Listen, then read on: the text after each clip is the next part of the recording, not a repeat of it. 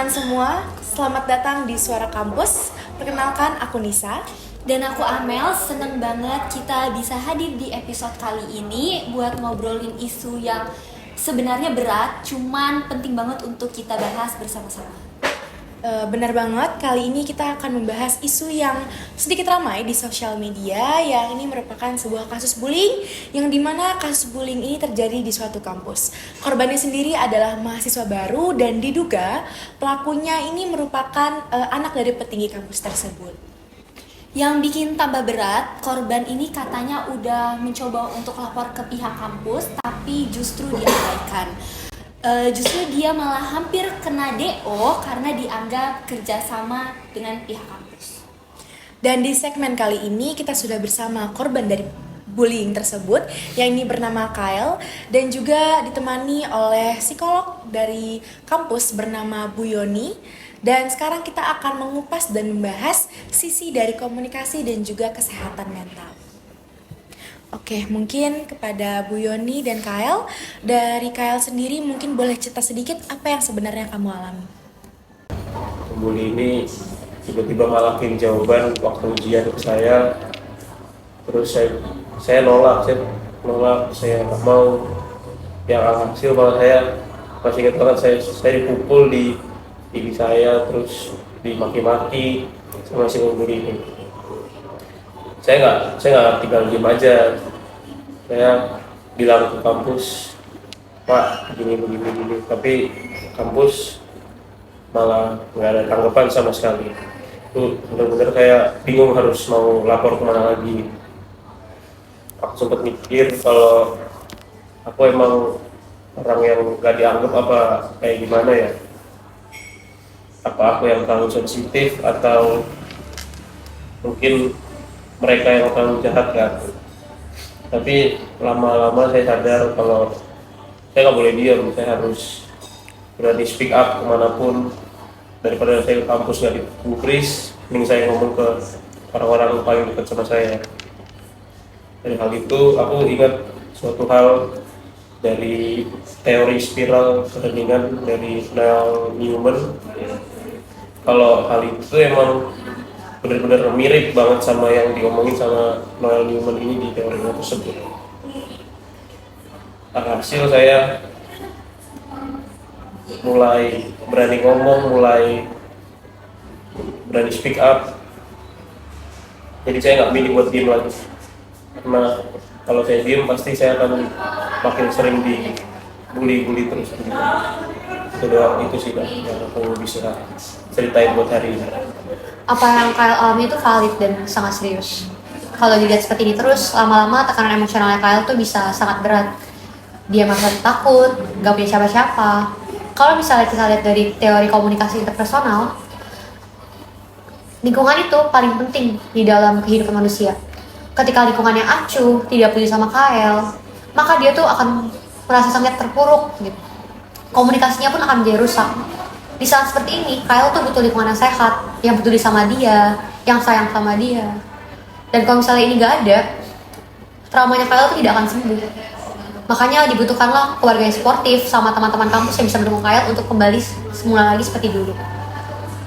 Baik, terima kasih Kyle, Bu Yoni. Mungkin ini bisa jadi pintu masuk yang penting buat kita pahami isu ini lebih dalam lagi. Tapi bagaimana kalau kita lihat dari sisi pelaku atau tepatnya kuasa hukum yang membela mereka? Sekarang di segmen yang berikutnya sudah hadir bersama kita kuasa hukum dari terdakwa pelaku kasus bullying. Kita sekarang bersama Mbak Livia dari kuasa hukum. Saya ingin bertanya, mungkin di sini Mbak, bagaimana tanggapannya terhadap kasus bullying ini? Terima kasih atas waktu yang sudah diberikan. Saya Livia Salsabila sebagai kuasa hukum dari pelaku. Menurut saya, setiap orang itu berhak buat bersuara ya, termasuk dari klien saya juga. Nah, saya tuh melihat di media sosial itu banyak sekali opini-opini publik yang sudah mengarah ke vonis. Padahal proses hukum yang berjalan itu belum selesai.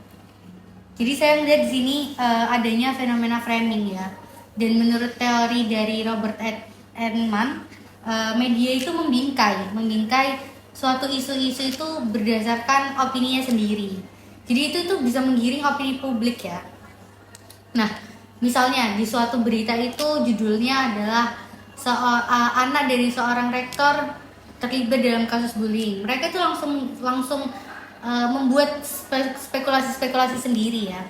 Dan padahal seharusnya itu kita sebagai warga-warga biasa ini harus menunggu dari klarifikasi dari pihak yang terkait secara menurut sampai proses hukum yang berjalan itu selesai. Itu sih menurut saya. Oke, baik. Terima kasih Mbak Livia. Memang framing media itu sangat kuat ya, apalagi di era media sosial saat ini. Tapi bagaimana sih dari sudut pandang pihak kampus sendiri? Yuk kita dengarkan di segmen berikutnya. Baik pemirsa, sekarang kita masuk ke segmen terakhir. Di segmen kali ini kita kedatangan Ibu Nesya, perwakilan dari pihak kampus. Oke, baik Ibu Nesya, mungkin di sini banyak sekali pertanyaan yang akan muncul dari netizen tentunya. Tapi kita ingin mempertanyakan satu hal, yang ini kenapa laporan dari korban tidak segera ditindaklanjuti oleh pihak kampus? Oke, sebelumnya terima kasih atas kesempatan dan waktunya. Di sini saya Nesya sebagai perwakilan kampus terkait ingin menekankan satu hal kepada netizen maupun siapapun yang mendengarkan podcast ini bahwa kasus itu sudah kami beri tindakan dan sudah kami tangani. Tapi mengenai mekanisme dan segala-galanya tentu itu merupakan privasi korban dan pelaku juga dari kampus itu punya prosedur tersendiri gitu. Jadi tidak bisa semuanya dipublikasikan. Nah, karena narasi yang muncul di media sosial itu bersifat searah, jadi ini tuh lebih mengarah ke bagaimana cara netizen dan juga khalayak umum memandang kasus ini ya. Untuk bagi teman-teman yang tidak tahu, jadi dalam ilmu komunikasi kita memiliki teori di mana teorinya itu bernama agenda setting, di mana media, kalau dalam kasus ini media sosial ya, media sosial itu memiliki pengaruh besar dalam seberapa besar si isu atau berita ini itu bakal tersebar.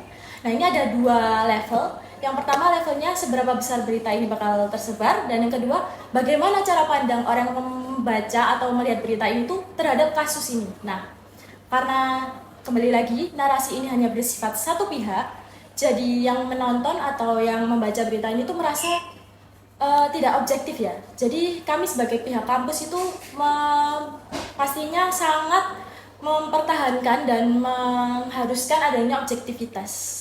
Oleh karena itu, kami tekankan sekali lagi, dari pihak kampus kami sudah mengambil tindakan, tapi untuk publikasinya, silakan tunggu berita selanjutnya dan juga kabar dari kami, dan juga proses hukum yang berlaku.